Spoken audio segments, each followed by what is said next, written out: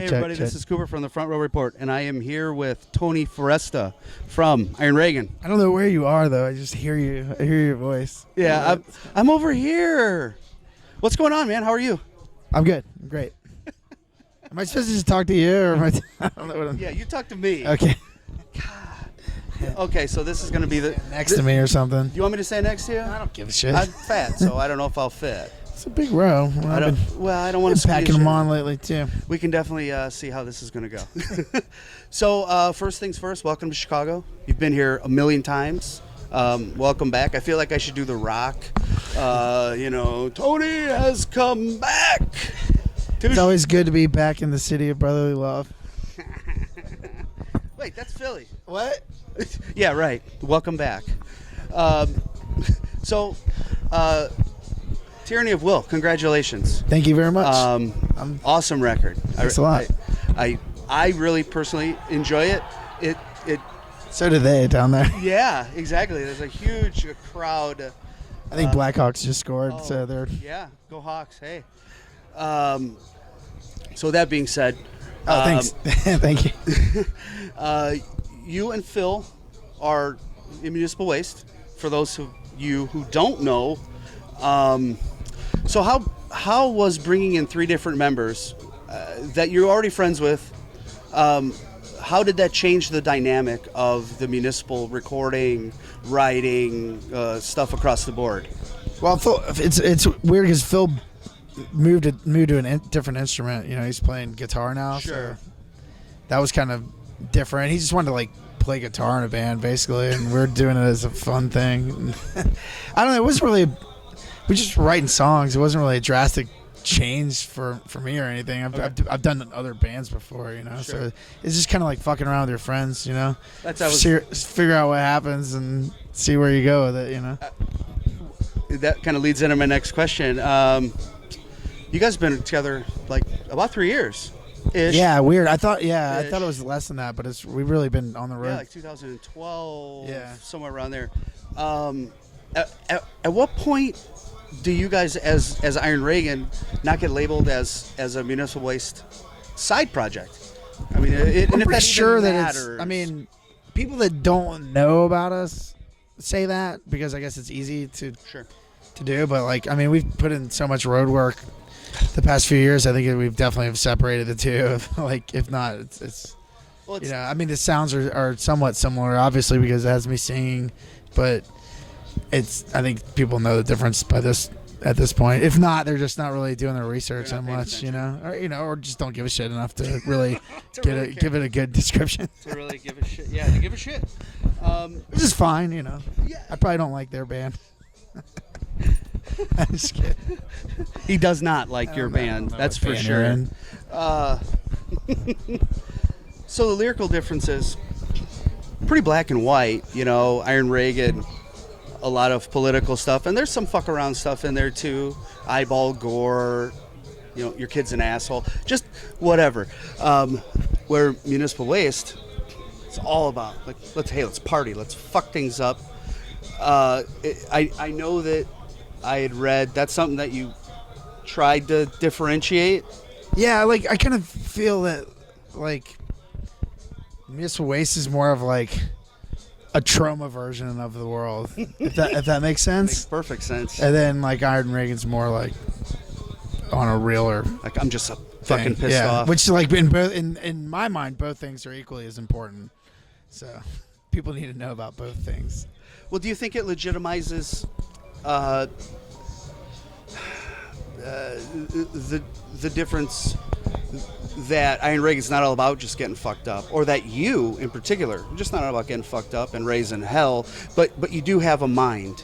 Yeah. Where you see things on the political side, on the human side. Absolutely. And it's good to get shit off your chest musically, And this has been a great outlet for that. Sometimes it gets frustrating singing about fun shit all the time. Even though, Iron Reagan's, it's hard to be in a band with some of my favorite people and not have fun, so it's not going to be a bummer experience. I've said this before in other interviews, and it's I've always just kind of admired bands like Propaganda and shit because they have a they're having a good time. They grew up together, and they're kind of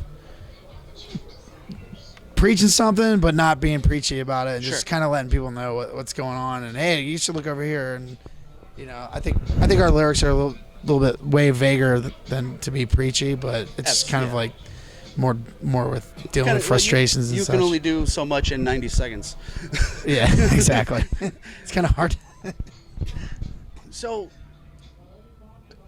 Tyranny at Will was actually reviewed by Pitchfork, and anybody that knows music, I didn't know that. That's did cool. you no, honestly?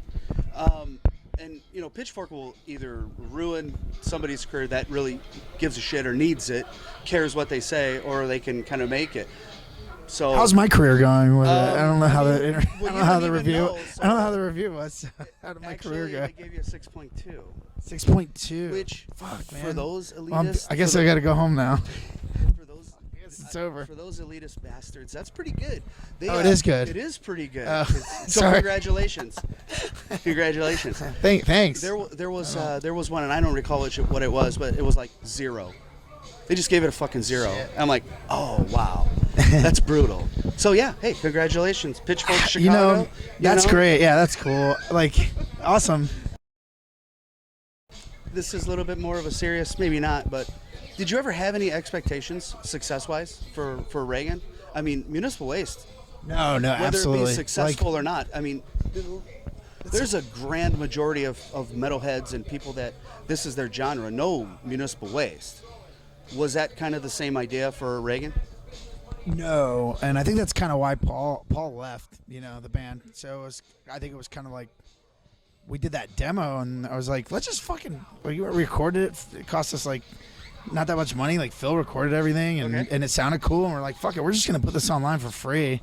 Yeah. And then it took off. It did really well, and then all of a sudden people were asking us to play everywhere, and like Paul. We seriously wanted to just kind of be like a local thing, and like when we were home from tours, with all our other 8 million projects, like come home and fucking play a house show and play, just dick around, and then we knew right off the bat, like once the demo, like it was like 20,000 downloads, like downloads, not plays, like downloads, and we were like, fuck, that's crazy, and then everyone started asking us to play places, and that was like within a week, Really? And then it was like, then it started getting a little stressful for Paul, and no, we did. That wasn't our intentions. It's a pleasant surprise, but now it kind of worked out in a way for good for the band, bad for me, but like it was like. It's like right when Miss Waste is planning to take a couple years like downtime, just chill, and then all of a sudden that shit blew up like in my face, and I was like, oh man, fuck, now I gotta go do this, but in a good way, like I gotta do 100 more songs. Yeah, I just if I'm not gonna do my best not to let people down. I guess it's a good problem to have. Great problem to have. Yeah, if you love playing music, Yeah.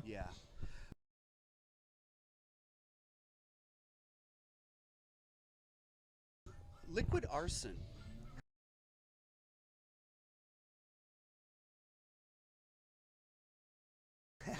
Something new. What inspired that, and what inspired like the 9 out of 10 on the heat scale? Yeah, it's hot as shit. They say it's smoking, fucking hot. It's me and my buddy Brian in Austin, Texas. He owns this amazing store there called Tears of Joy. Perfect name. Most people, like, if you go to Austin, I mean, that's like, you just can't help but walk in there and just see it. It's like a store like this, but with hot sauce. Oh, wow. It's out of control. Even if you're not like a hot sauce nerd, it's just cool to go in there and be like, look at the ridiculous, hot crazy names. And yeah, people's crazy ideas, and like they have stuff that I've seen people go in there and like put the tip of a toothpick on dab extract and like put it on someone's tongue and watch him just be like, But I don't know, I've been a fan of that guy's stuff. He did a sauce for that band, The Sword. Yeah. And that's like, I love that sauce. It's great. I love the way it tastes. And it's hot as some, fuck, but it's like super flavorful. I like the stuff. I like the stuff that's real hot but flavorful at the same time. I can't like fuck with stuff that's just hot. I think that's kind of like just habanero, just like just it's gotta have like a taste to it. And I like that. So we went back and forth, and he I mean, not much because his recipes are the shit. So I just. So to just like make it a little hotter, and he's like, "Fuck it, I'm just gonna do scorpion peppers," and then was like, and he says like when he was just texting me the other day about this, he's like, "Yeah, I keep whenever I make new batches, he has to wear a fucking gas mask," and he says customers like, because he does it all in the back of the store. Oh. Yeah, if you ever go there, you should if wear a gas mask. Well, no, just ask him to like show you his setup, and then. He's such a nice guy. Like he'll be like, yeah, this is where I bottle it. This is the. Wow. This so is it's all an in-house. Yeah, man, it's awesome. It's DIY as fuck. Have you ever thought about bringing it out with you? And I forgot. I got boxes at my house. I left them in the fuck. That's the life of a rock star. You know. I just couldn't. You just forget. I'm the worst at packing. I either overpack or underpack. And I over underpacked. Over underpacked. So, what are the qualifications to be an Iron Reagan drunk tech? Are there any? This band needs a weed tech. Is what we need. I'm a big drinker. Do you remember? Do you know what I'm referencing? Drunk tech. Yeah, like. Do you know what you're referencing? Yes, I do. Actually, it was Brocky. Oh, are you talking about the Living Skull?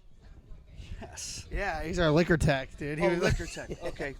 He would fucking throw liquor bottles at us while we're playing. You have to have a very good aim. My job to get you drunk, and anybody that tries to stop you, kick their ass. Yeah. That's funny. Not a lot of people know about that. But yeah, he would chuck bottles at us while we were playing. So like dudes would be like. What? Playing the song and have to stop and catch a bottle with one hand. Fuck. There's videos of it on YouTube somewhere. Yeah, I'll see if I can find one. I'm gonna link that. It's hilarious. There's shots of him just with like he wears a ski mask when we play, and we just sit there and put it on his head. It's someone behind me. They're all.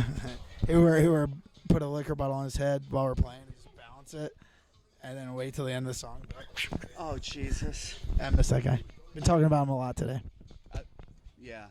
So it's been said, and I've seen that you referenced it also that you Tony Foresta is a songbird of his generation. I just put that on my Twitter. I was gonna say, who in the fuck said that?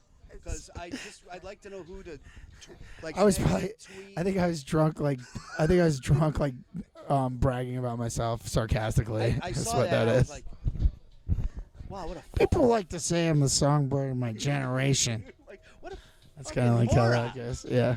But hey, I mean, you have a very calming voice. Yeah, it's soothing. It is soothing. James River Scratch. Are you surprised that never went anywhere? No, not at all. For those. That was my high school band, dude. Yeah, cool. For those of you that don't know, James River Scratch was Tony's high school band, and you can find it online. You can find it online. Take a listen to it. It's good. It's definitely we're goofballs. I could at least say that my high school band was on Beer City Records. Yeah, Skate or Die. Beer City Records, man. Yeah, Skate or Die.